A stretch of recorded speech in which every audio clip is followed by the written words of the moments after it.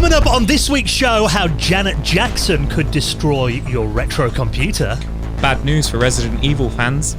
And we chat to the father of desktop video, Tim Jenison.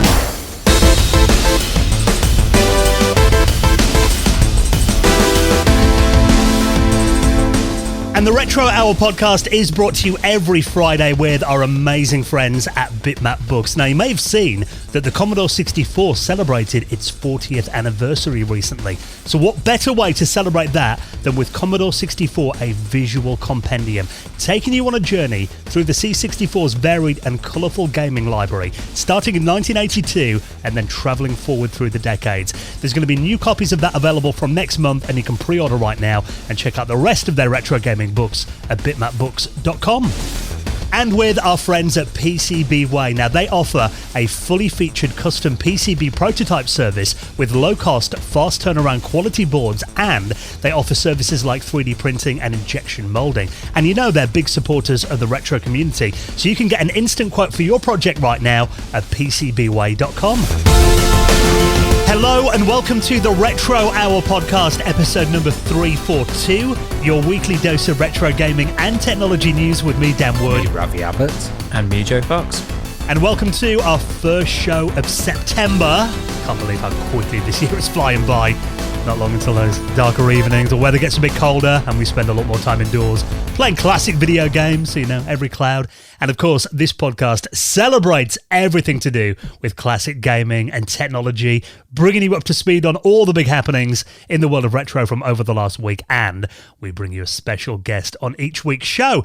Now, even though we describe ourselves as a retro gaming podcast, we do like to think that we talk about a bit more than just gaming. Yeah, we love to talk about retro tech, and oh my god, this week, you know, you guys, you video edit these days with ease on your phone. You can do it on YouTube, and you know, you can just do it on your desktop. But without this guy this week, Tim Jenison, you wouldn't have been able to do that. And he has a great connection with the Amiga computer, and it kind of he was the father of desktop video, and the hardware that he invented helped define the machine as not just a gaming machine, as a serious machine. Well, I've got in my hand here, and I fished this out before we started recording, an issue of Amiga Format magazine. I remember vividly picking this up because, you know, I've mentioned on the show before that when I was at school, when I was at primary school, I was the computer monitor at school. So I used to, you know, in the morning, Cool dude. get early and take all the BBC micros out the safe and the Acorn Archimedes and set them up. And then when I went to secondary school, I was in the AV club, the after school video club. So, you know, yeah, very, very popular guy, as you can imagine, Joe. Everyone would be me. But we also used to go to film and video festivals. Yeah. And I remember we went with one of our teachers took us to Bradford to the Moving Image, I videos. think. That's the one, yeah. We saw the first IMAX screen there. And we entered one of our films that we made at school into this competition. But I remember buying this issue of Amiga Format in 1993 to read on the train from W.H. Smith. And the teacher who went with us, obviously, was really into video, and I was showing him this, because the cover was the video toaster. And we're flicking through it, and he'd never heard of anything like this before, and he said, well, you can do that kind of thing on a home computer. And I remember reading about this thing, and the video toaster, which, you know, Ravi will give us the explanation of exactly what it is, because it sounds a bit weird. But it was responsible for a lot of early CGI as well. So not only did television programs like MTV use it for those, you know, those wacky wipes where you'd see the corner of the screen peel away or it'd curl away and fly off the screen, that kind of thing. But then later on, programs like Babylon 5, and they used it for affordable CGI. So if you remember Babylon 5, those, what looked really impressive at the time, those out-of-space scenes, you know, we'd see the spaceships flying around and everything. All of that was made using a video toaster device on an Amiga computer. Now, I know that our podcast doesn't necessarily just appeal to computer fans. We've got a lot of people just like, you know, Sega or Nintendo, for example. Like Joe, he could tell you how many levels are in probably every Sonic game. He could tell you how many buttons are on a Mega Drive controller. You probably couldn't tell the back end of an Amstrad from the back end of a horse, though. No. You're not a computer guy, Joe, if we're honest. So, I mean, for our audience that are, you know, hardcore console fans, explain what the video toaster is, Ravi. Okay, so if you wanted to edit a video back in the days, you would either have to send it off to a company to do it, or you'd have to buy thousands and thousands of pounds worth of specialist hardware.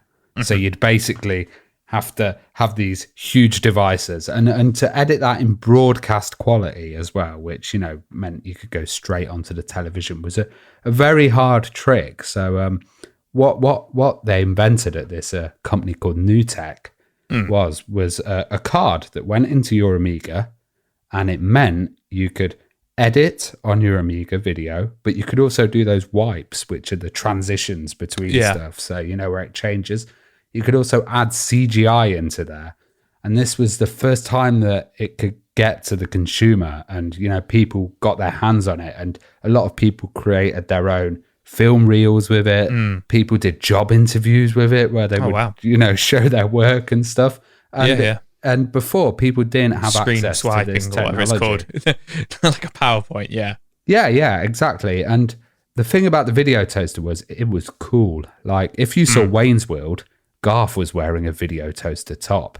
It got this reputation as being really cool. So people working within NewTek were, Will Wheaton, who was a Wesley Crusher off Star Trek at the time.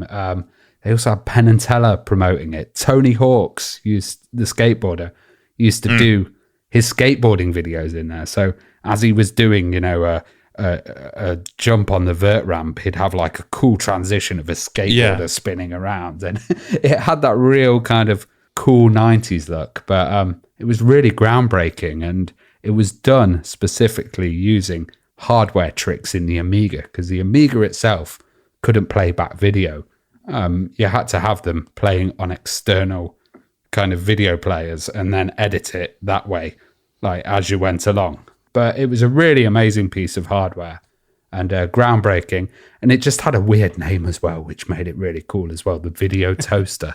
Which we do ask about, actually, because I've wondered that for like 30 years where that name came from. So we find out with Tim when he talks to us. But you're right, 'cause, before that I remember hearing about, there were machines like the Quantel paint box that, the BBC used to use and everything. But these were, and, Silicon Graphics machines. But you're talking machines that could range from like $50,000 to like $250,000. These things were very expensive. But when the Video Toaster came out, you could buy an Amiga 4000 for like, £1,500, get this card for like $1,000. And for a studio to be able to afford that kind of technology for like, $2,000 or $3,000, it was really game-changing. So it's something I've always been interested in, something that was much more prevalent in America, because we never got an official kind of PAL version of the Video Toaster, even though there have been, some kind of hacks for it over the years.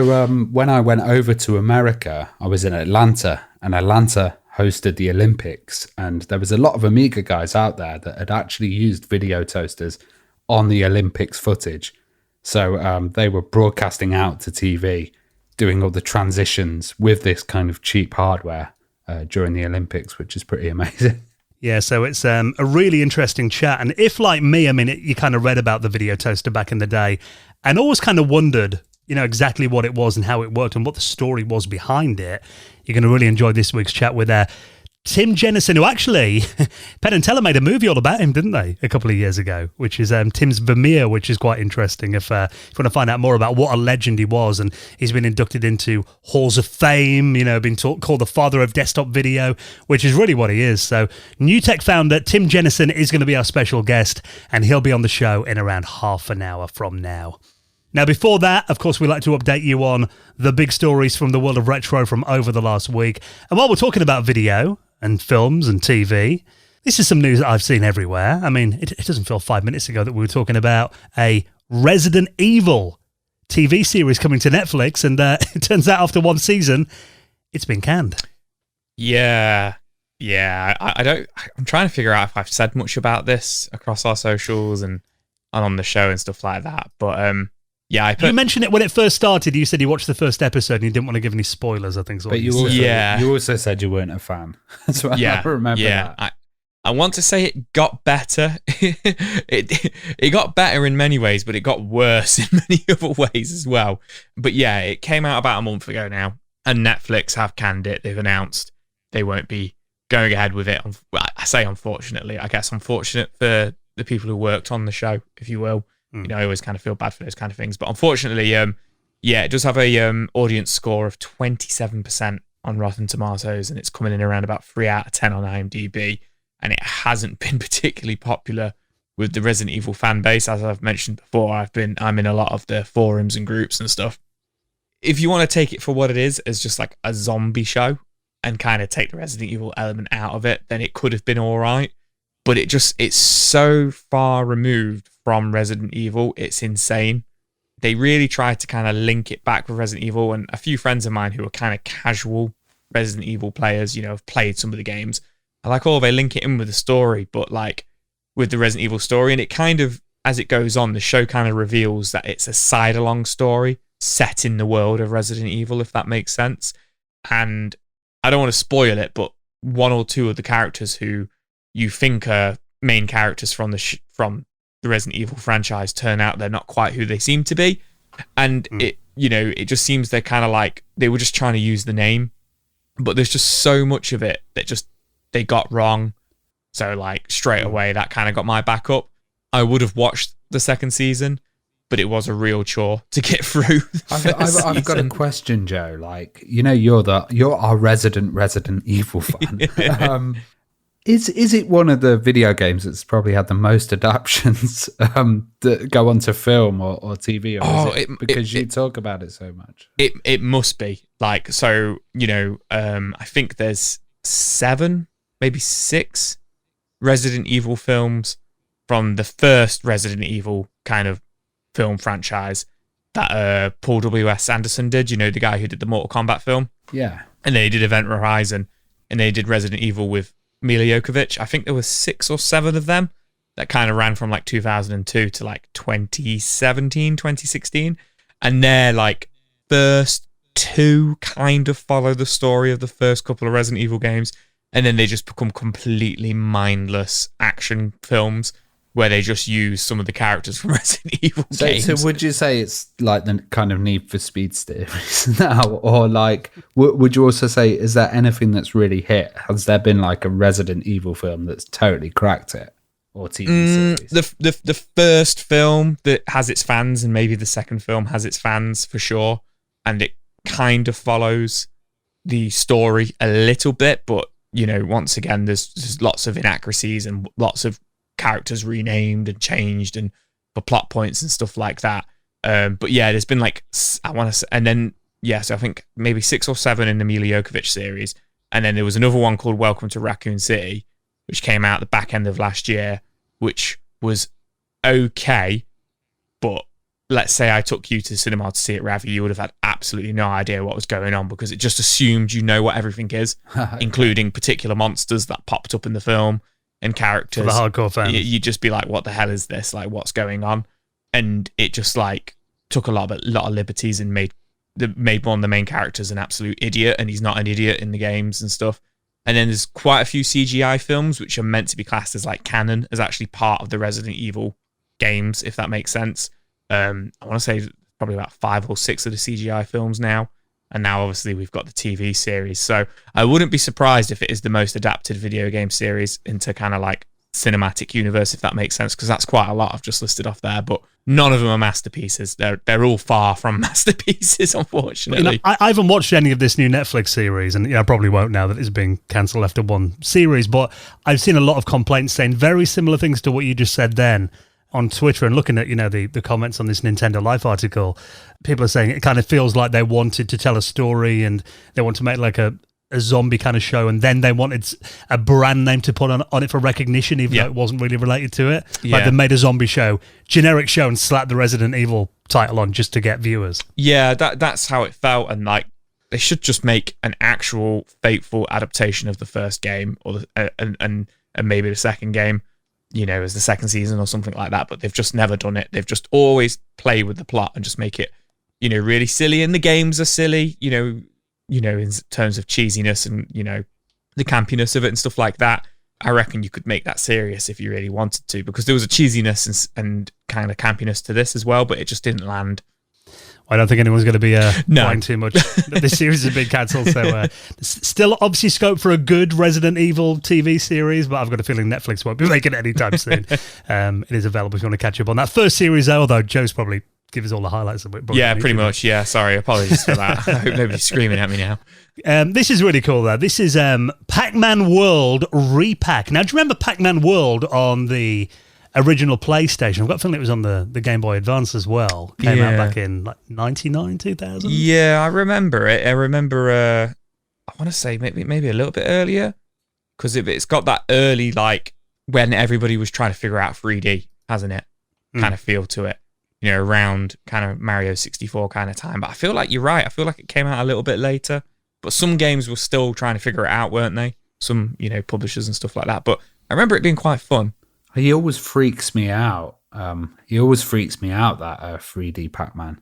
I don't know why. There's something that looks wrong about Maybe him. it's his Pac-Man eyes. His eyes are Pac-Man. Or his boots and gloves. His dead dark eyes. Yeah. Well, this was really, you know, Pac-Man made into, you could say, it was a bit of a puzzle game, bit of a maze game, kind of elements of stuff like, you know, Mario 64, I guess, bit of free roaming in there too, bit of platforming. I enjoyed this game. I haven't played it for a while, but now it turns out they've actually done a remake of it that you can play on modern consoles, including Steam. It's on there. It's on the Switch as well. And this is called Pac-Man World Repack.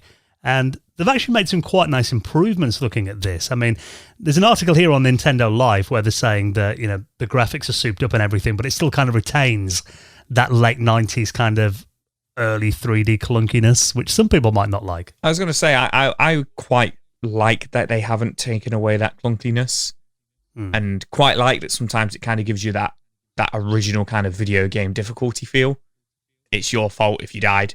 Not so much, you know, because the controls might feel clunky, but they do what they have to do. Like, the game doesn't hold your hand, if that makes sense. Like, when they've got that kind of feel to it. It's been reviewed quite well. It's been out for a couple at the point of recording this. It's been out for a few days, but it's really gone under my radar. I didn't know they were redoing this or anything like that, because it wasn't a huge game. But obviously, Pac-Man is a huge IP. But what I do like is they've done it in the vein of like the Crash Bandicoot remasters and the Spyro the Dragon remaster, where it isn't just an upscale of the original game. It's a complete rebuild of the game, but with the same feel and controls and everything. And I think it's credit to the producers when they actually make it feel and look like the original game, even though they've actually completely rebuilt it. Yeah, and there is on pacmanfandom.com, which is like a Pac-Man Wikipedia page, there's a massive list of all of the changes they've made from the original Pac-Man world, and there's quite a lot in here as well, including to give Pac-Man the hover jump ability, which was in Pac-Man and the Ghostly Adventures on the 3DS, that lets him kind of hover in the air, you know, to make it easy to jump over so they have gaps. added quite a few things then. Yeah, and in a power pellet transforms Pac-Man into Mega Pac-Man, which makes, you know, a massive version of him, similar to Pac-Mania, in a wedge kind of form. So it looks like they've actually gone through and added quite a lot of new features in here as well. And in the original one, I remember you had to save all of the members of the Pac-Man family to finish the game. Apparently you don't have to do that now. The Pac clan. So, yeah, so you can sacrifice all the other Pac people now. Pac-Mom's not going to make it. And I think, you know, graphically, you can tell they've actually rebuilt a lot of this, because it looks, you know, I think the graphics look really nice. Yeah, it does. It does look good, definitely. And I'm thinking for me, it's going to be, if I'm going to get this, it looks like a game that's going to be really at home on the Switch. Yeah, absolutely. We always say that, don't we? About these remakes and remasters and stuff. It's always perfect for the Switch. It's good for that pick up and play, especially, you know, with these kind of like older, you know, remasters, retro games. You know what I mean? It's nice just to jump into them, and there's no crazy story. You know, the story is Pac-Man's family's been kidnapped on his birthday. Go get them back. Save one or two of them if you like. Yeah. Go save a couple of them while you do some platforming puzzles.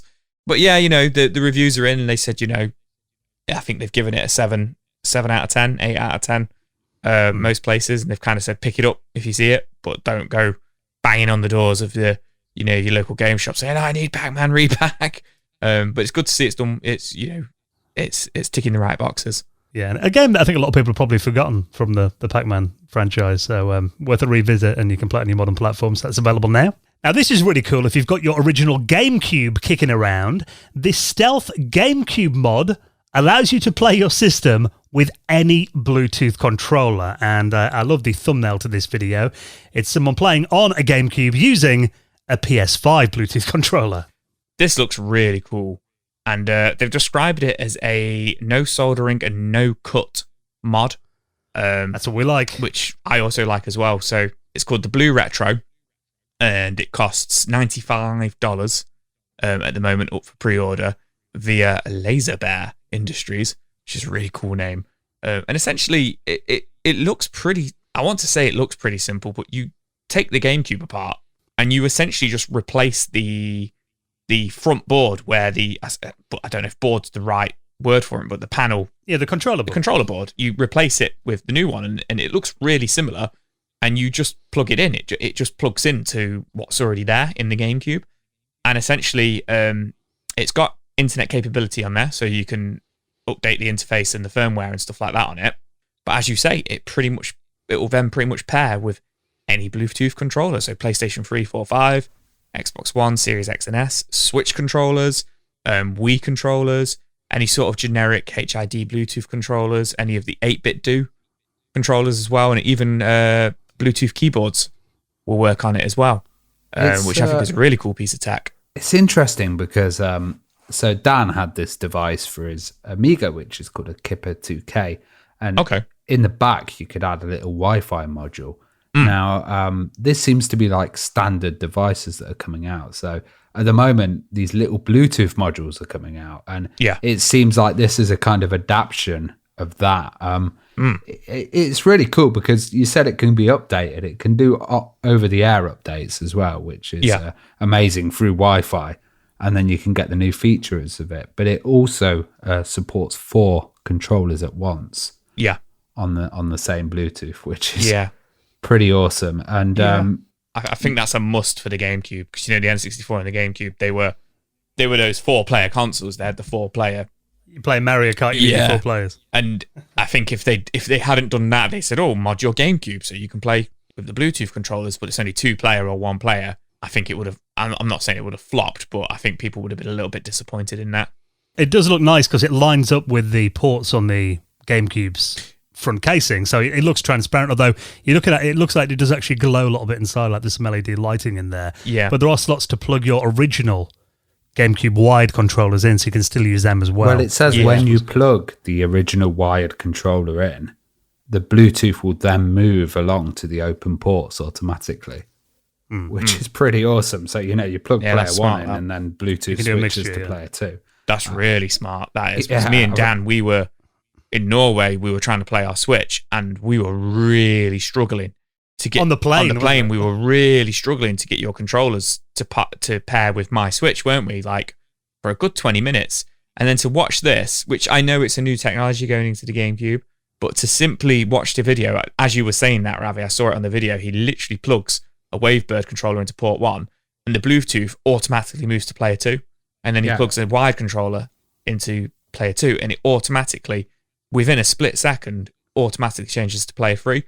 And I think that's absolutely amazing. The fact that that's not a built-in technology into, I mean, I could be wrong, but, the faff to get those controllers to work on the Switch, and then you just see this in a $95, $100, mod for your GameCube, for me is just, I think that's amazing. Well, he's also got Marco actions, which is basically like control key combos that can do certain stuff. So one powers off the GameCube remotely. So if you press left trigger, right trigger, and start, and the down button, then it will actually power down the GameCube. So there may be more functions that will get added into that with updates, which is pretty awesome. So you'll be able to do these mad key combos to do different stuff with your GameCube using this device. Pretty awesome, to be honest.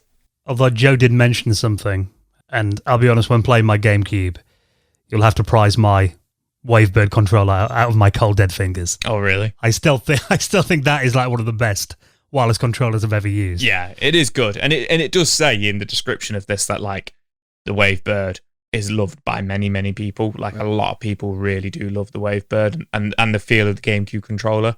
But if you never managed to get a hold of a Wavebird, or you just want something a little bit more of a modern update, then this could be the one for you. Well, there's another killer feature as well, which is you can actually do button mapping off your phone or on a computer, so you can reconfigure the buttons on the fly, which is just like amazing. It seems like a lot of thought has been put into this device. I could just imagine Dan having this mod and being drunk on a Saturday night playing it, and he's losing at a game, and he's like, let me just remap my buttons for a second. Are you suggesting I blame the hardware rather than my gaming skills, Joe?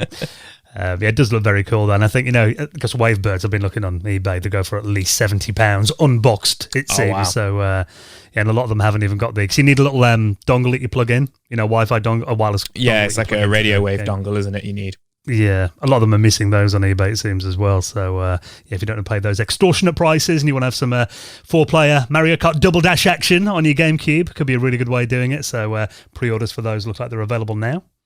Yeah, we had a great patrons hangout of the weekend, didn't we? It was, and there's obviously another one coming up very soon as well. This is where we all get together, we completely geek out on the last Sunday of every month. Just a bit of a geek out session, few mates all together, talking about what games we've been playing recently, showing off hardware, that always happens as well. And just really, it's the best Sunday of the month for me when our patrons hangout's on. Oh God, yeah, absolutely. We've kind of got into a routine now. Like you say, we do it on the last Sunday of the month, and we also do our after hours podcast. So we kind of record our after hours podcast, and then we go straight into the hangout, and it's just so cool. You guys were really geeking out about some Mac stuff, which was just well over my head. That's always a section where Joe's just kind of staring into space as we get really computery. But he's on eBay spending money. He's on eBay spending money. But prior to that, you guys were having a really cool conversation. You were all showing off your joysticks, and everybody was discussing everyone was discussing their Amiga joysticks, and it's that kind of like user group. I can't remember who it was, but I think it might have been James who was on there, and he had a particular joystick that only had 2 settings on it, and somebody else had the same joystick but it had 3 settings, and then Dan, you were like, oh, that's because you've got this model and you've got that model, and it's that like user groupness of it, which I really, really love. Yeah, and you mentioned the After Hours podcast, which if you join us on Patreon this weekend, very good time for gold members and above. You'll actually get the latest episode of the After Hours podcast, which has just dropped, and this time we played games suggested by our patrons. So this was so much fun. I think you came up with this idea, Joe, that, get us out of our comfort zone a little bit, maybe get on platforms that we don't normally play games on, maybe some like famous titles that we just have overlooked and haven't played. So we played, I think it was 9 games in total, didn't we? Yeah, we all did 3 each. And it's really cool just to kind of like play some of the games, like you say, that could be hidden gems to us. And I don't want to spoil it, but the games that I got told to play, one of them I initially hated, but after 20 minutes in, I found myself absolutely gripped to it. And now I keep thinking about going back and carrying on with it. So it was a real cool learning curve for me to sit down and actually play like some DOS games and some Amiga games and stuff like that. We got you on Dizzy. You did get me on Dizzy. I don't want to. Everyone said Joe's got to play Dizzy. You never played a Dizzy game. You did get me on Dizzy. And I really enjoyed it, but I don't want to spoil it. Yeah, so if you want to hear our thoughts on that and our reviews of games suggested by our patrons, and you can even contribute to that thread as well. I'm going to keep this going a bit longer. So if you've got maybe your favourite game growing up that was a bit of a hidden treasure you think we should play, we'd love to review it on the After Hours podcast. So you can get access to that now, and of course join us this month for the September Patrons Hangout. If you join us on Patreon right now, all the details are at theretrohour.com. And of course, for joining us on there, you will get a mention in the most prestigious high score table in the world of retro gaming, Hall of Fame, and that is the Retro Hour Hall of Fame. And we've got a brand new patron to welcome this week. A massive thank you to Damien Smith. Really appreciate your support, mate. And if you'd like to join the Retro Hour patron community, all the details are at theretrohour.com. Now, someone who probably wouldn't be welcome in the Retro Hour patron community or at one of our hangouts, we think we'd have a bit of a go at her, Janet Jackson, who it turns out is destroying our old PCs. I thought this story was pretty funny. So this is all about Rhythm Nation by one of my favourite Janet Jackson songs. This is where my Michael impression's going to come out. Hey, Janet. I'm not doing a Janet impression back. I've got a new thing you should do. It's called military. And then apparently he suggested God's sake. he suggested the kind of military vibe, and then she did Rhythm Nation, which was a really cool kind of one. So this tune was on Michael. But what actually happens is in Rhythm Nation, there's a certain frequency that interferes with old hard drives that are running at a certain speed. And it's really quite interesting. I've heard about this, and I've seen videos on YouTube. There was even one in America, Australia, where they were kind of holding up, their laptops to Rhythm Nation and trying to get it to crash. And it's like, it's got to be a very specific model, of hard drive that this is going to happen on. But this isn't the only case of this happening.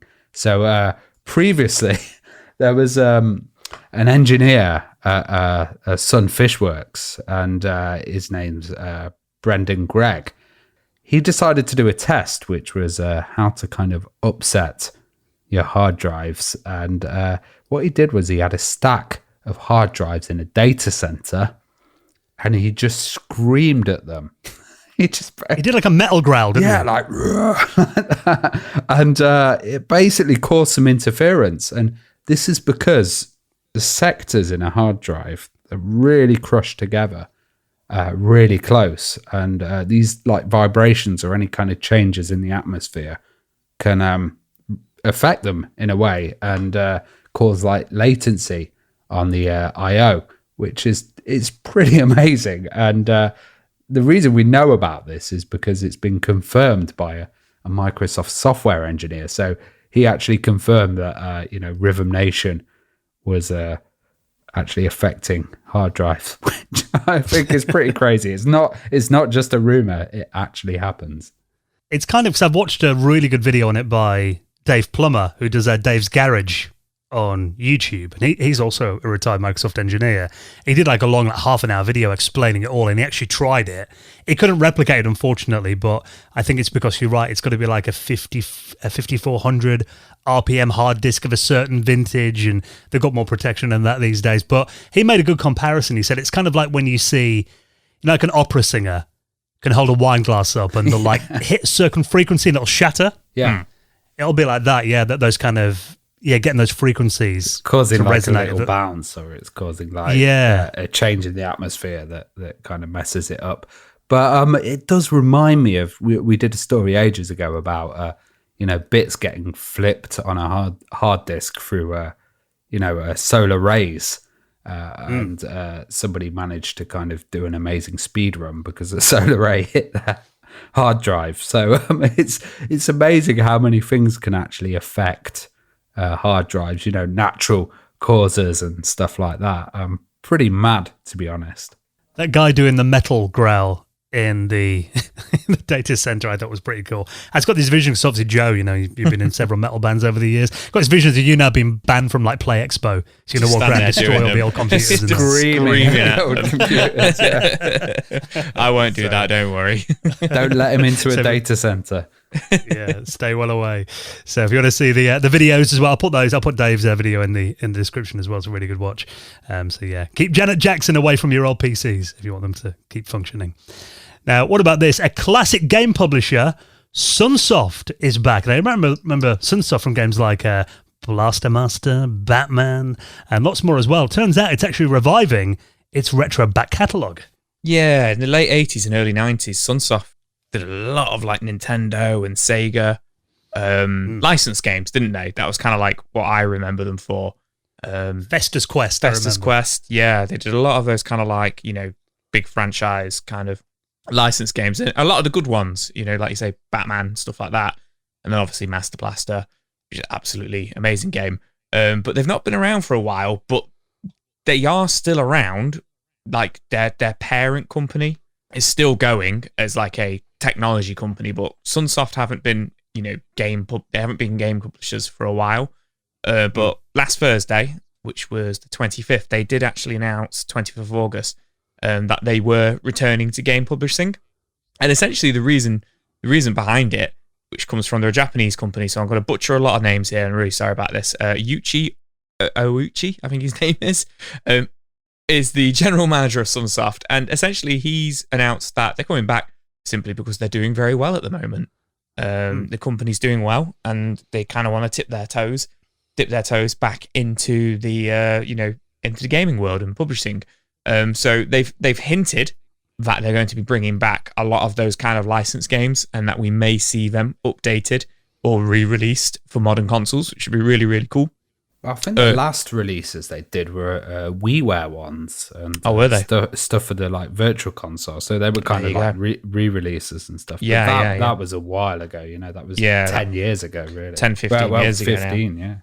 Yeah, so, they've hinted that they're going to be bringing a lot of these NES and, Sega Genesis Mega Drive classics back, including hinting towards Aero the Acrobat, who was, one of the, I'm going to say it wrong now, anthropomorphic, I can't say it, but he was a bat person, in the heyday of Sonic. They've hinted towards bringing him back, which is really cool, but they have announced a couple of games which did only come out in Japan and never made their way to the West, back in the day. And they have announced that these games are being remastered and re-released for modern consoles, so Xbox, Switch, PlayStation.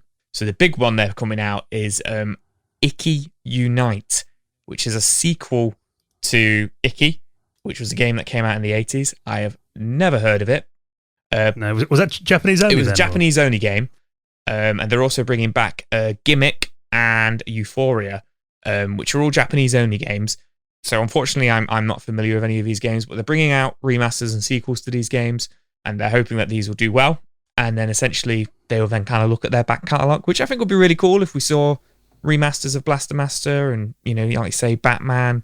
Well, there's another one as well that you were playing on the After Hours, which was Phantom 2040 as well. Oh, is that by Sunsoft as well? Yeah, it looks like it. Oh, wow. There we go. So I remember Sunsoft more for the Looney Tunes games. Yeah. Yeah, Bugs Bunny, Rabbit Rampage, Daffy Duck they did as well. I remember my friend Martin at school loving Tasmania on the Super Nintendo, which was a Sunset game as well. I've been looking at apparently these games weren't reviewed all that well. You see, all these games, these are all games I loved. Yeah. So what's the thing? It's like, so I'm looking here, there's even a comment on one of these articles going, Sunsoft, kings of the 8-bit era, not so much the 16-bit era. But then, I remember a lot of kids playing the kind of Looney Tunes games that they put out. Whether it was just because we watched the cartoons and stuff, and you buy anything with Daffy Duck. Daffy Duck slapped on it, you buy it. Yeah, there's a lot of kind of re-releases as well and stuff like Spy Hunter and like Fantasy Zone and stuff like that. And apparently they also put out Lemmings on the Super Nintendo. Oh wow, they did that version for Psygnosis. There you go. So maybe they'll be bringing Lemmings back, the SNES version. Who knows? But no, it's cool to see that they're like, well, we're doing well. We haven't released any games, as Ravi says, since like the Virtual Console on the Wii. So let's have another bash at it. And these games that they are releasing apparently were really big cult hits in Japan. They just never made it over here, but they are going to be now. Obviously, they're going to be on the game, on the Microsoft Store and stuff like that, and is it PSN and stuff. So one to keep an eye out for. See if we can get some re-releases of the Sunsoft NES games. It's good just to see like a dormant brand from our childhood being brought back as well. That's always quite cozy to see, I think, isn't it? So welcome back, Sunsoft. Right then, next we're going to be chatting to the father of desktop video. If you've ever heard of a video toaster and you think, what on earth is that? How did it change the world? Well, we've got a legend who's going to be talking to us next on the Retro Hour podcast. NewTek founder Tim Jenison is this week's special guest, and he's next. You're listening to the Retro Hour podcast, and it is time for this week's very special guest. Now, I've got to say, as a kid, when I used to read, about stuff like the video toaster in magazines, I used to look at that and drool over it. I mean, we talk about the Amiga on this podcast, generally from a gaming perspective, but the fact that it was used with this incredible device for visuals in programs like Sequest and Babylon 5, stuff like that, just incredible. It blew my mind as a kid. So today, we're actually joined by someone who's been described as the father of desktop video, and that is Tim Jenison. Welcome to the show, Tim. Hey, thanks. Really appreciate you coming on and sharing some of your memories with us today. Now, before we get into the video toaster and NewTek, I mean, it's always nice to kind of get a bit of background on our guests. What was kind of your first experience of seeing computer graphics and combined with film? Well, I was a kind of a film nerd. As a youngster, I made 8mm home movies. I had a dark room. I would take magazines like Cinefex and I would pore over them with a magnifying glass, trying to figure out what was going on. But then as, mini computers, microcomputers arrived in the late 70s, I was there. In the magazines, you'd see this thing called ray tracing, demonstrations of software that made highly realistic computer-generated imagery, and I thought that was the most exciting thing in the world. But I was also a video guy early on. I had, back in the early days, the video recorders were reel-to-reel. and they did black and white. So I'm talking about the Sony CV series. And they had a so-called porta-pack where you could put it over your shoulder and go out and shoot black and white stuff. So I was doing that sort of thing, but then, the thought just naturally occurred to me, these microcomputers need to be merged with these video cameras. And, you could see computer graphics on television, typically like on the intro of a show. They would blow their budget on this CGI, three-dimensional shape rotating or something like that. But it was extremely expensive. But when the Amiga came out, I go, this is perfect for that merger of video and computer. Well, we were wondering when did you first see an Amiga, and what did you think of it when you very first see it? Did you see the prototype at all? No, I first saw it in Byte magazine. There was a cover story on the Amiga, and I started reading it. And 4096 colors and Genlock adapter. So that was the magic word. That meant that this computer could sync up to a standard video signal, and that's what made the whole video toaster possible. What about NewTek, the company? Then when did you found that, and why did you form the company? Let's see, what year was it? It was around 1986. I had been involved in the Tandy color computer. Now, the Tandy color computer was also a standard video signal, RS-170A, so NTSC video. And I had made a video digitizer for that computer, which was called the DS69, which I sold to a company called MicroWorks. And it was a real-time video digitizer, which was pretty remarkable for that computer. The computer ran at less than 1 megahertz clock speed. But it, like I said, it did put out a standard video signal. I wrote a paint program for that computer called Coco Max. They call that computer the Coco, short for color computer. And the Coco Max program was sort of a clone of Mac Paint, which had just, basically, the Mac came out, and within 6 months, I sort of cloned their paint program. So that, I already had some experience with video applications. I made a character generator and a couple of other things for the color computer. And when the Amiga came out, I went to my partners at Colorware in New York, and I said, "Look, we got to jump on this Amiga thing. This is a perfect computer for doing video." And my partners, Jack and John, they said, "Well, I'm not sure that's a big market, video production." And I said, "Well, gosh, I do." And so what are we going to do about this? And they said, "Well, maybe it's time we part ways." And I said, "Okay." And it was highly amicable. They said, "Look, we'll buy your shares of the company from you, and you can go off and start your own thing." So I did. I called it NewTek, and the first product that I had in mind was DigiView, which is a slow scan digitizer, unlike the real-time one I had on the color computer. But it was very low cost, and I figured out how to do color from a black and white camera. So color cameras were not that common, believe it or not. Video cameras, most of them are black and white, like a cheap security camera. So I figured out this way to put a red, green, and blue filter on a wheel in front of the camera lens. And by taking 3 different exposures through the 3 different color wheels, you could make a color image. I made a demo reel that showed, 3 or 4, I think 6. It showed 6 different images.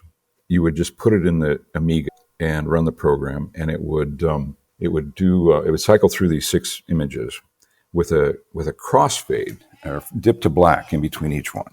I put this demo on a diskette and went to this Commodore function nearby where they were introducing the Amiga computer, and I handed it to a Commodore guy named Jeff Bruette after the show. He put it in the computer, and he said, "Oh, interesting. Can I make a copy of this?" I said, "Yeah, but please don't spread it around because my phone number is in the README file." he said, okay, I won't give it to anybody. And, within days, my phone was ringing off the wall. And I knew we had a hit, and it was extremely popular. And then for our follow-on, DigiPaint was our second major product. And I worked with a programmer named Jamie Perdon on that. It was unusual because it used the hold and modify mode on the Amiga, which is extremely difficult to work with, but gives you the most colors, 4,096 colors on the screen. So, I don't know, a year or two after DigiPaint came out, and it was very successful. And, of course, this was all leading up to the video toaster.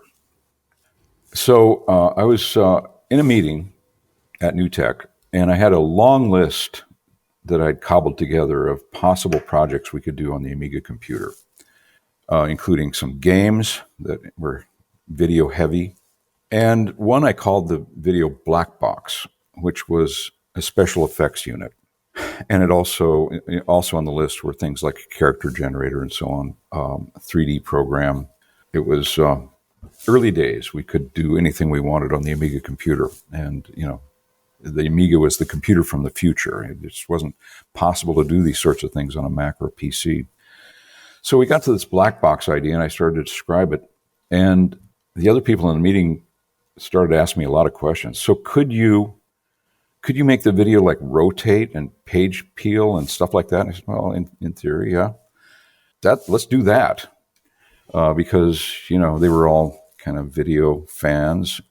That kind of performance was just not possible. You had to pay $20,000 or $30,000 to get a special effects unit that would do that. So we started on that. And then as time went by, and time did go by, and people started to say, hey, is that video thing vaporware? And what happened was we decided to incorporate several other items from that list right into the video toaster. So we threw in the character generator, we threw in the 3D animation system, we threw in a paint program, and we realized that this really needed to be a collection of tools. And finally we finished it and got it out the door in, I think it was 1991. And I remember reading in magazines and actually seeing demonstrations on television of the video toaster, and even the presenters on TV on computer shows over here would often be like, yeah, this is actually running on an Amiga, that machine that you play games on at home. And it was just crazy to me that this machine that I was playing Lemmings on could do that. What was Commodore's reaction to the video toaster, and were they behind the project, and did they give you much support? They gave us all the support we needed.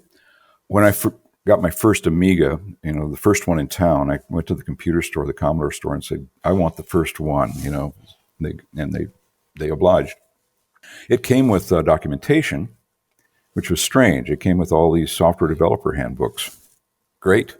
But I got to a point where I didn't have enough information about what was under the hood, the hardware. And so Commodore was not forthcoming on that, but I got a hold of some ex-Commodore people, and they suggested that a couple names that I could try to approach inside Commodore, and I did. These were guys in the Los Gatos development team. So the developers in Los Gatos really gave me the support I needed. It wasn't coming from corporate. But once DigiView came out, I think we rubbed some people the wrong way, maybe, because they had put their eggs in the basket of another video digitizer, and they were supporting that one and promoting that one. It, however, didn't ship for a long time. And the same thing with the video toaster. We started talking about that, and they had been working with the New York Institute of Technology on some video chips that would work with the Amiga computer. And I think they just sort of thought that we were not as pedigreed as NYIT, I guess. You would originally, the Amiga 2000, which was a really big machine. Yeah. That was the Amiga that most people put the video toaster in. But then Commodore released a smaller high-end machine called the Amiga 3000. I remember reading at the time quite a bit of outrage from a lot of people that the video toaster wouldn't physically fit into this new high-end machine. I always thought that was a bit of a strange decision from them, not to kind of consult you and work with NewTek, to make sure that it did. So yeah, we weren't weren't kind of what happened there. We weren't especially close at that time, and the 3000 came out, and we go, okay, well, we'll have to make a version of this that'll fit in the 3000. I was wondering, do you think that the toaster helped Amiga's reputation, kind of helped establish it more as just a gaming machine? A lot of people told us that. I'm not sure. The video toaster itself, the name, was somewhat whimsical, and broadcast network people didn't really take it seriously, possibly because of the name, and because, well, they could afford that expensive stuff, I guess. But, the market for the Amiga, it's a consumer machine. And for consumers, you expect sales in the millions. And the video business is just not millions of units. It's a lot of units, but not millions. So I think, probably rightfully, Commodore was not really concentrating too much on professional video.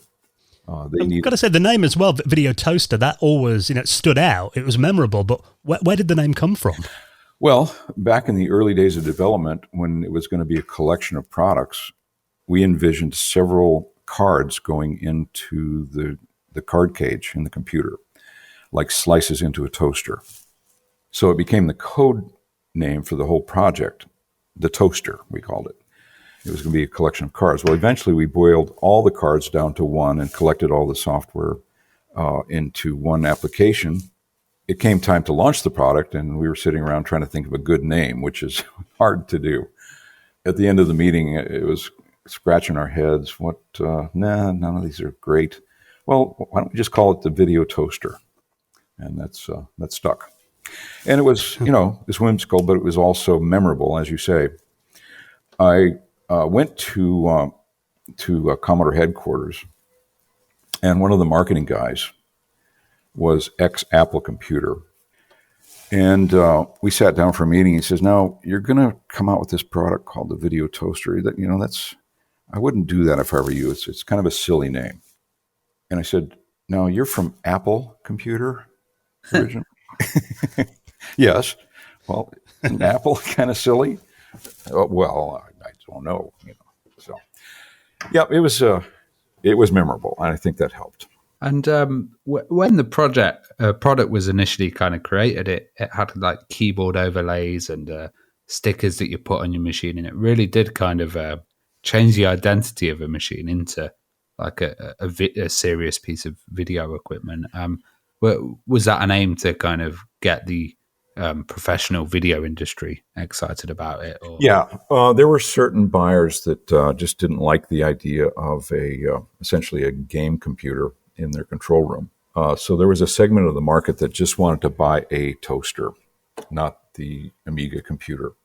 So we talked to Commodore and said, "Would you OEM computers to us so that we could, put our own branding on it and install it and sell it as a unit?" And they agreed, and that's what happened there. A lot of people still bought the Amiga separately. A lot of dealers did that for their customers. It was not the easiest thing in the world to install. So a lot of dealers sort of added value by, creating a working system for their customers. And that included adding things like processor accelerators and things like that. You mentioned earlier about those wipes that were in there as well, these, transitions that a lot of TV programs would use between scenes. I mean, how important was it to get industry quality wipes, and how much of an industry was actually using wipes back then? Was it quite widespread? Well, it's a matter of taste. You can overdo it, certainly. But yeah, there were, vertical and horizontal wipes were quite common. I guess the second most common might be the clock wipe, which sort of spins around like the dial of a clock, and it uses, in editing, it's used to indicate the passage of time. So those are the popular ones. A page peel was quite commonly used. But the Video Toaster had a lot of really strange wipes. We just sort of threw in the kitchen sink. So we had falling sheep, for example. Nice. Sheep would fall from the sky and reveal another video underneath. There were the so-called Kiki wipes, which were silhouettes of our spokesperson, Kiki Stockhammer. And she would, in silhouette, she would come up and pull down a window shade, revealing another video, for example. Those were very popular. But, we just kind of threw in everything we could. Well, there was a team that their job was to come up with more wipes. Well, talking of the kitchen sink, I remember that was actually like an add-on board from a Digital Image. Oh, yeah, that's right. Yeah, did you see a lot of those like time-based correctors and add-ons and extra kind of products coming out? And did you kind of enjoy that? Yeah, absolutely, and it was necessary. It's mind-boggling how difficult it was to actually do tape editing back then. And if you took a stock tape machine and ran it into the video toaster, well, it wouldn't like it because it didn't really meet the timing specs of video. It would slip and slide in time. And so you had these things called time-based correctors that would fix that and make that videotape machine meet the specs. Now, you couldn't really see on screen any difference, but the toaster would accept one signal but not the other. So time-based correctors were kind of expensive. And when I talk about the dealers putting together complete systems for users, that was one of the problems that they would solve. They would set the user up with the tape editing part. And there you would have typically 2 tape machines and an edit controller, which would control the machines. And you would work your way through the program one scene at a time, adding it on to the recorder sequentially. Very unlike the nonlinear editing that we do today, what they called assembly editing. You would start at the beginning and get to the end. So, yeah, those companies that made time-based correctors suddenly had a huge market and in the video toaster users. Now, if you're doing live video with cameras, you didn't need those. But a lot of people that had toasters wanted to do tape editing. That created a market for those time-based correctors. Well, Lightwave was a 3D rendering package that was very popular on the Amiga, and obviously we're going to talk about these shows like Babylon 5 that use a video toaster, but Lightwave was often used to design those 3D models that we'd see on television back then. How important was working with Lightwave to the toaster's success, and what was kind of the background with that product then? Well, when we sat down to create that list of applications, 3D was right on the list. We did not write one. We knew of some 3D programmers out there, and we approached several of them, and ended up hiring Alan Hastings and Stuart Ferguson, and they created the modeler and the renderer, respectively. The modeler was basically where you would go and create your 3D models, and then the renderer was this program that would make it look realistic, photorealistic. And then you would assemble the frames one at a time onto a tape machine. When we first shipped the toaster, it didn't. The Lightwave 3D didn't really make much of a splash. People would run the toaster and they would see that little 3D button. They would click on it, and suddenly they're in this complex world of top, front, and side views and tools to add primitive shapes, etc. And to a lot of people, it just kind of looked intimidating, looked like homework, and they'd rather go back and play with the sexy stuff. But as time went on, more and more toaster users would click on that thing and say, well, it's in my toaster. I guess I should try to take advantage of it somehow. And that, I think, was a kind of a Trojan horse to get a lot of video people into CGI. Then we started getting calls from people in Hollywood, movie people and television people. And one of the earliest ones was Ron Thornton, was British. He'd worked on the Doctor Who show, doing practical effects. In other words, building things out of parts. It was before computer graphics. It was notorious for that, Doctor Who. Yeah, you'd see other bits of BBC set going into Doctor Who episodes. Right. That alien looks kind of like a vacuum cleaner for some reason. Yeah. Anyway, so Ron had been pitching this show called Babylon 5, and the concept was that he would use Lightwave, and he sent us a diskette in the mail. We put it in the Amiga, popped it up on the screen, and here is the Babylon 5 ship, and it's gorgeous. Ron said, our producer would like to meet with you guys to discuss the project. So Doug Netter was the big money man, and he just wanted to know that we would support the team, throughout any problems, and we promised to do that. And almost immediately, Ron was running into trouble. There was motion aliasing. So with this Babylon ship, there were tiny pinpoints of light that were the portholes of the ship. And that's kind of the worst case scenario for aliasing, because as soon as the ship started to move, these lights would fluctuate. And you have to do what's called anti-aliasing to get rid of that. And our anti-aliasing was not good enough at that point. So we sent the programmers into the back room to fix the aliasing. Another early customer was Todd Rundgren, the rock musician, who had been a video guy for a long, long time. He had a video studio in Woodstock, New York. Well, we were at a Mac show in San Francisco showing the video toaster. And I saw this tall, long-haired person across the room. And I go, that's Todd Rundgren. He's got this unmistakable forehead.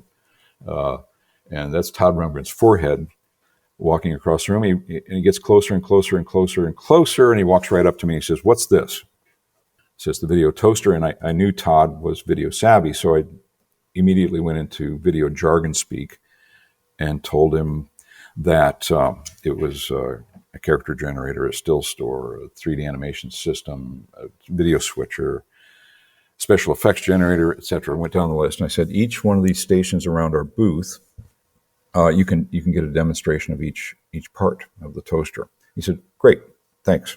And he disappeared. The next morning we came in to open up the booth, and Todd is there before the show opened. He's been there all night, I guess because you don't kick Todd Rundgren out. And he'd been there all night and had learned the whole thing. And he said, I'm going to need like a half a dozen of these. I said, okay, thank you. And then Todd started sending us well, we didn't have email. He would send us faxes. This is early days. Fax machines. Look it up. And he would say, this doesn't work the way it should. I'm having trouble with this. The program crashes when I do this. And he was just like the beta tester from hell in a good way, because the programmers all wanted to make Todd happy. So all these things sort of drove the development of Lightwave 3D and made it ready for prime time. And that's really important, that kind of having that broadcast quality as well and being able to go out onto television. That must have impressed quite a lot of people, knowing that you could do it on a lot cheaper kit in broadcast standard. Yep, and it actually saved the company, Lightwave, because when Commodore fell on hard times and stopped making the Amiga, fortunately about that time, Microsoft had developed Win32, which allowed you to run 32-bit C code on the PC, which wasn't possible up to that point. So we could port Lightwave 3D at that point to other computers. The most important being the IBM PC. And at that time also, there started to be good video display cards for the PC. We kept the Amiga business going for quite a long time. There were a lot of machines out there and people kept buying them. But eventually, the writing was on the wall. We had to develop on a different computer. Well, kind of during that period, you mentioned Kiki Stockhammer as well. And I remember her as the face of the video toaster. And right. I was wondering how she got involved with the company and the kind of marketing, because she was throughout into the kind of late days after the Toaster 4000. I think she even went into the TriCaster stuff as well. Oh, yeah. She left for some period of years and then came back and promoted the TriCaster. But yeah, Kiki had gone to school for corporate communications degree, I think. But she was working as a dental technician at the time, and one of the NewTekers just happened to be at the dentist and struck up a conversation with her, and she was very interested in the NewTek story, and so she came in for an interview, and the rest is history. She's just a natural in front of a camera and in front of a crowd. Her first job, 2 weeks after she was hired, we were doing the Commodore show in Cologne, Germany. Kiki had to get up in front of the crowd and demonstrate the video toaster. Fortunately, Kiki speaks German fluently. Who knew? And you know, she had a meeting out of the palm of her hand. Well, I was wondering what the kind of changes were when you went onto the Toaster 4000, and I remember seeing the promotion for the Toaster 4000. It seemed like you had everybody in the video with Penn and Teller, Tony Hawk, Will Wheaton in that as well. Right. Well, Will Wheaton actually worked at NewTek. What kind of stuff was he doing there? I'm not sure. It was marketing things. You know, I didn't work with him directly. He was in the marketing department. But it's pretty weird to walk down the hall and Wesley Crusher is coming from the other end of the hall. Don't call him Wesley, though. He didn't like that. But yeah, he was invited to one of our Christmas parties, and he liked it so much he stuck around. Yeah, the 4000 demo tape we sort of threw a lot of promotion behind it. And Penn and Teller were in it. I've known Penn and Teller for a long, long time. And when we were putting that tape together, I asked if Penn would appear on tape. They also Penn and Teller did a very early promotional tape for the video toaster called Penn and Teller's Guide to Video Toaster Etiquette. And this was quite a while before the toaster shipped. And I think if you go on YouTube, you can probably find Penn and Teller's Guide to Video Toaster Etiquette. It all seemed like they were very tech savvy as well, because I remember them doing some stuff with like the Sega CD when that first launched too. I mean, were they big fans of the technology, and maybe their kind of background in exploration and magic maybe helped there somehow? Yeah, they were, it's some of the most wired show business people you can imagine. They were early adopters of computers. Their office was computerized. They traveled a lot, and then they stayed online. There was no online internet at that time. It was done through bulletin board systems. But they had their own system called The Jungle, and they would invite just a few friends, and we'd have these conversations. And you had to get on and get off very quickly. You know, you wanted to download the messages and upload your new message in a minute or two, because somebody else was trying to dial into the system. So that's how archaic things were back then. But yeah, they're definitely tech heads. Well, how much did Garth wearing a video toaster T-shirt in Wayne's World help sales? I don't know. Hard to say. But that's another interesting story. One of the engineers on the video toaster was Brad Carvey. His brother is Dana Carvey, who was one of the stars on Saturday Night Live at that time, and then went on to do Wayne's World and Wayne's World 2 with Mike Myers. So by virtue of having Brad on the toaster development team, we could occasionally hang out with Dana Carvey. Got to visit Saturday Night Live a few times. And then when they were shooting Wayne's World 2, we were invited to go on the set, and Brad said, "Hey, could you wear a video toaster T-shirt?" And his brother Dana said, "Well, I'll run it up the flagpole, see if anybody agrees." And so there you are. But I got to say, Mike Myers is one of the most shy people I think I've ever met. And he kind of looked at his shoes a lot. But then after the ice is broken, he's just the funniest person you can imagine. I was wondering if there were any like really mad examples or projects or uses of the video toaster that you weren't expecting that you saw. and people were doing. Yeah, in the manual for the toaster, it said, "Send us your tapes. We would like to see them." Well, they did, and tapes were arriving regularly, daily. I still have all of them, by the way, and some of them are now big names that were people just trying to get started with their toaster. And you saw everything under the sun. There was one of the more interesting and well done ones was a bar mitzvah tape. It was a multi-camera shoot and just over-the-top production. There were some job applications that were done on video. There were porn. Porn drove a lot of the early videotape business, and video toaster was adopted, I guess, because it was pretty affordable. So, yeah, I mean, we were amazed constantly at what people were doing, and it was, gratifying. And Penn, at one point, before we shipped the toaster, he said, "You're going to see a lot more bad video, and you're going to see a lot more good video. You're going to see a lot more video." He said, if you can buy a pencil, you can be a writer. So writing is a true art form. But he said, you can't be an artist and make video because the tools are unaffordable. This is going to change that. Like I mentioned before, I remember reading about the video toaster when it launched, but the magazines, I read them all and I thought, this thing looks incredible.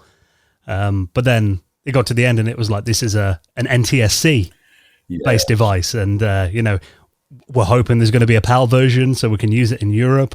What was the story with that? Well, eventually there was a PAL version that was done by a third party who used standard converters that actually converted the PAL to NTSC, ran it through the toaster, and then output it back through another converter to PAL. And if you know anything about standards conversion, you can imagine how that did not work that well. It puts a pretty heavy fingerprint on the signal when you do that. Makes things sort of grainy and jerky. But the toaster used a kind of a dirty trick to do the video effects that really depended on NTSC. And we made a conscious decision that was going to be okay, because we thought 99% of our market was going to be in North America, and it probably was. So, when Kiki did that show in Cologne, she was very careful to say, this is not PAL, So act accordingly. It would have been nice, but like I say, we were using a quirk of the NTSC video signal to make the effects work, and it would take me a while to explain it. But like I say, it was a dirty trick. It was sort of what we called a hack.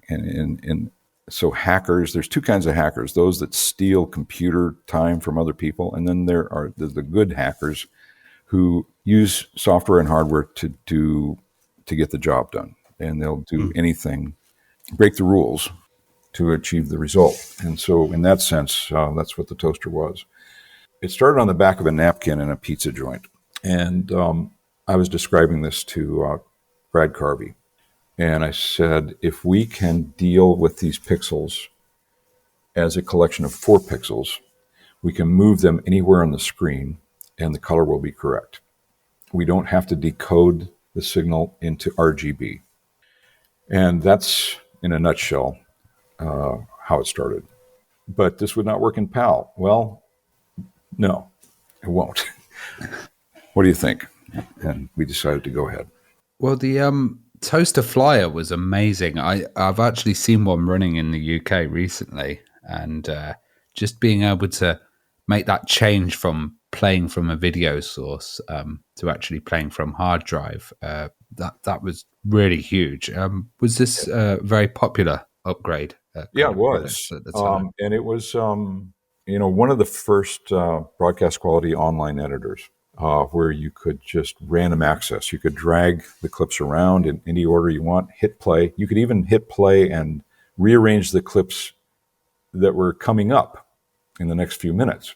You could basically create the show, edit the show as it was airing, which, as far as I know, is probably still a unique feature. But yeah, we knew what a hassle it was to do tape editing with all the time-based correctors and the edit controllers. And so next on our list was trying to make a nonlinear editor. Avid also had one. As far as I know, at that time, it was not possible to strictly get a broadcast quality signal out of an Avid editor. There were technical problems with the signal, but the engineers tended to overlook those because it was so powerful to do nonlinear editing so fast. So we worked on getting a video signal onto a hard drive, which was quite difficult because the hard drives didn't really pass data very fast.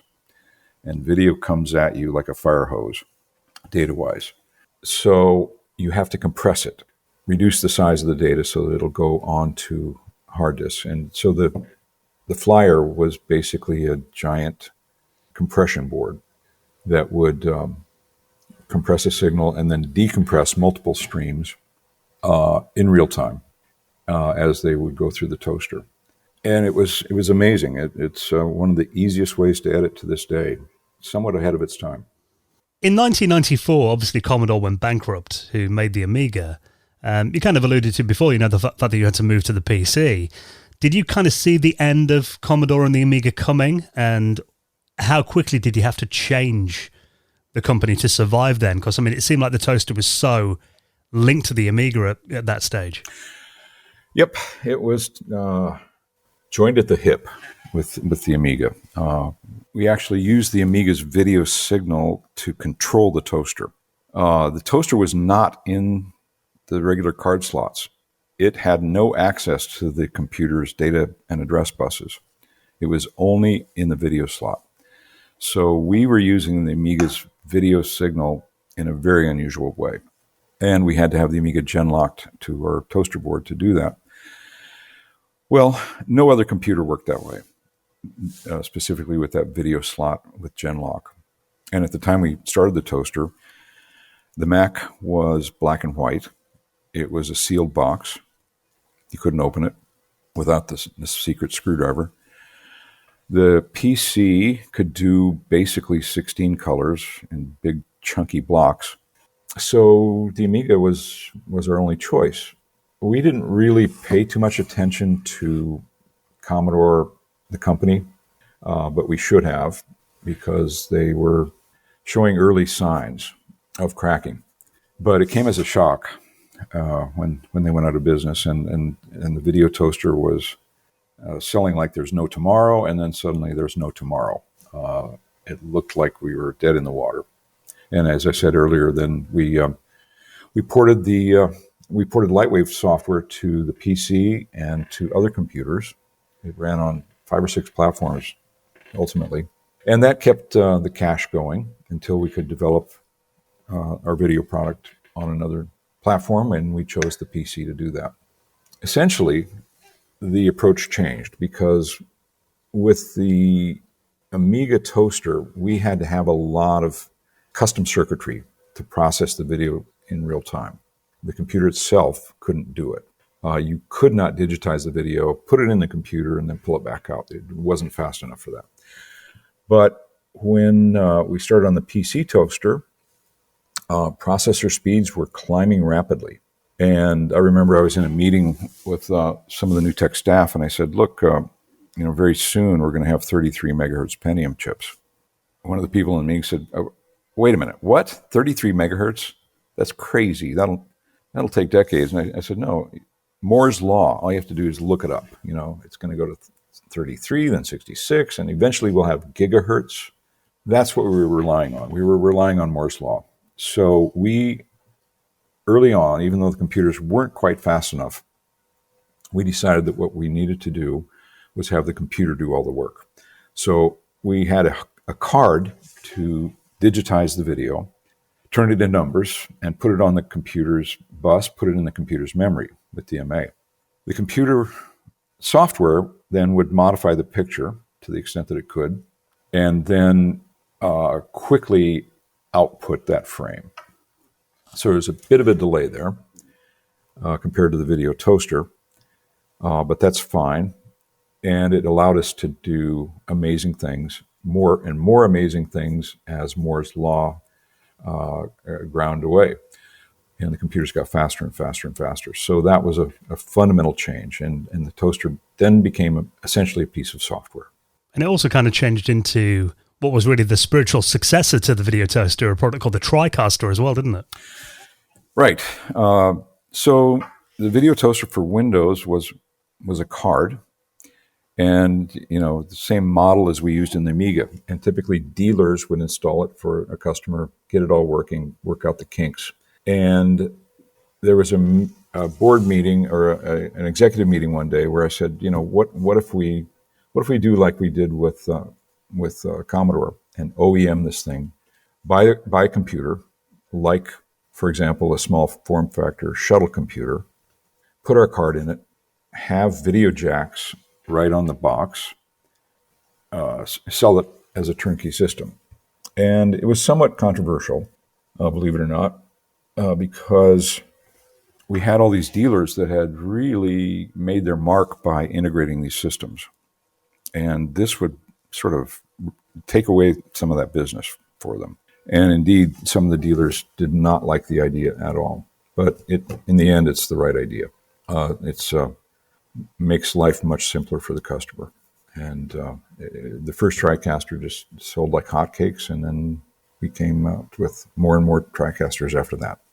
I thought it was an amazing concept, and it's also kind of amazing now that you look at mobile phones and kids can sit there and edit 4K movies on the kind of fly. And looking back at those early kind of Amiga days, you must kind of feel proud of what you did with such limited technology. Absolutely, and the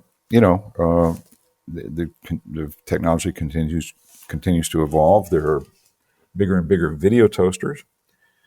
And as you say, you can make video just fine on an iPhone. It's great living in the future. So it's amazing what the computers can do compared to those early days. Well, in 2013, Penn and Teller actually made a documentary film about you called Tim's Vermeer. What was the story there? Oh, boy.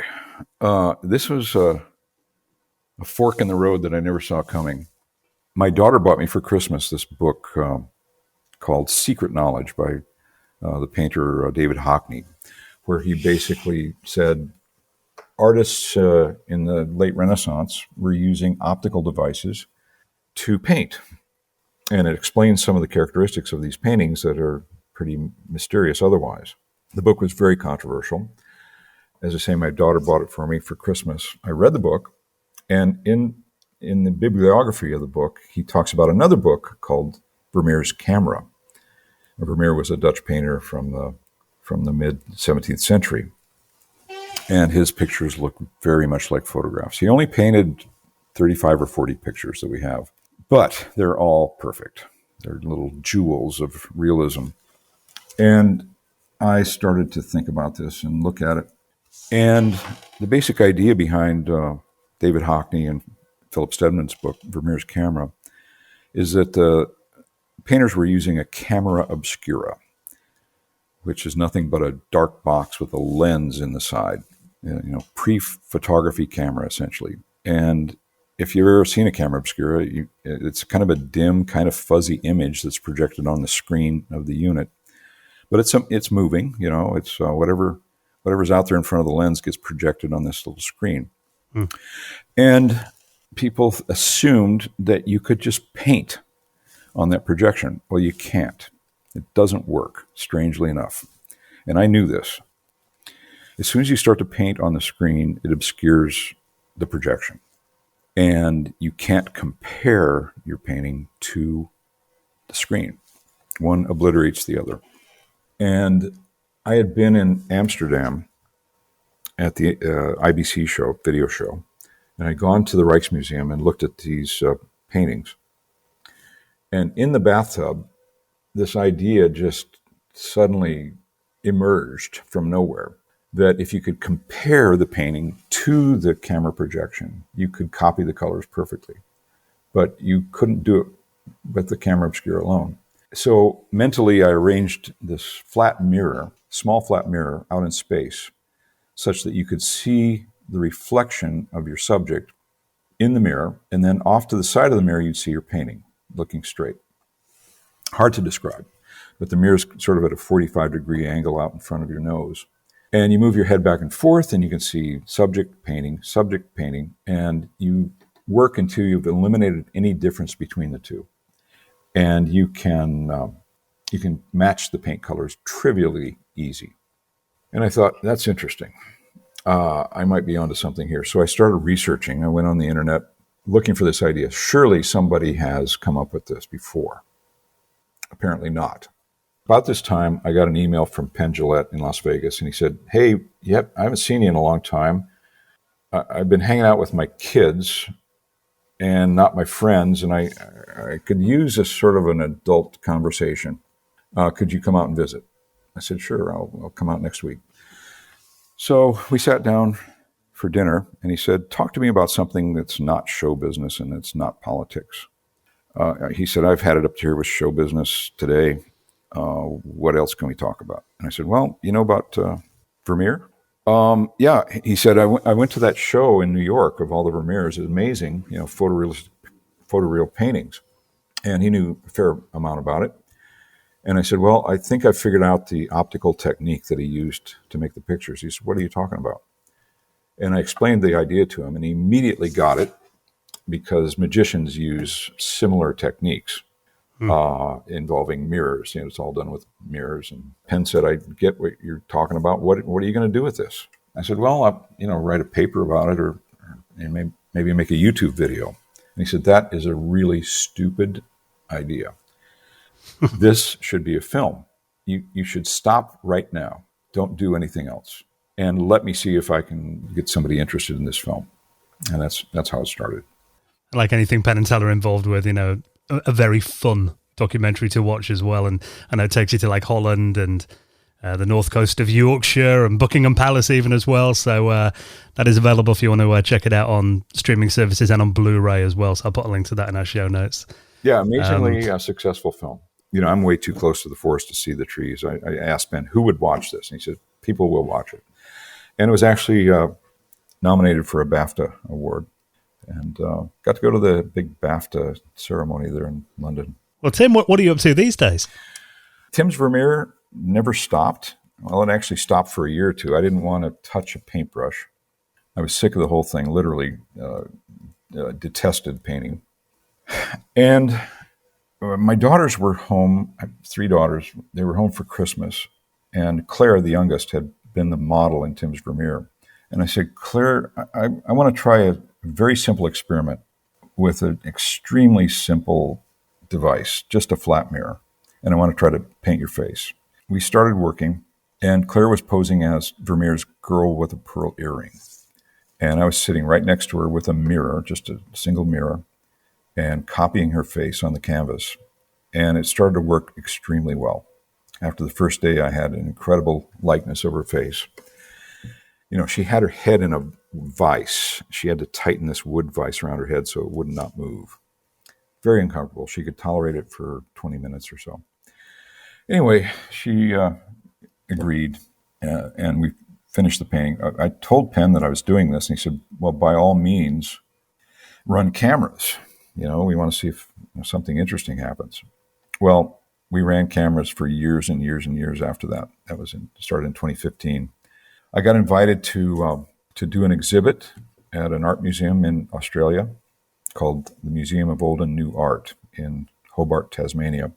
And that exhibit ran for several years, and we filmed a lot of it. So things have been going in the can, as they say, from the camera for years now. The Tim's Vermeer team has been working on it, and it's now starting to get close. It's down to a kind of a 4 or 5 hour rough edit at this point. And then at the same time, I'm writing what I call the magnum opus, the big book of optics and painting. And I've been working on that, for 15 years now. It's also making good progress. That keeps me busy. I'm retired from NewTek. VizRT bought NewTek 3 years ago. So, like I say, the road I never expected. Listen, taken over my life.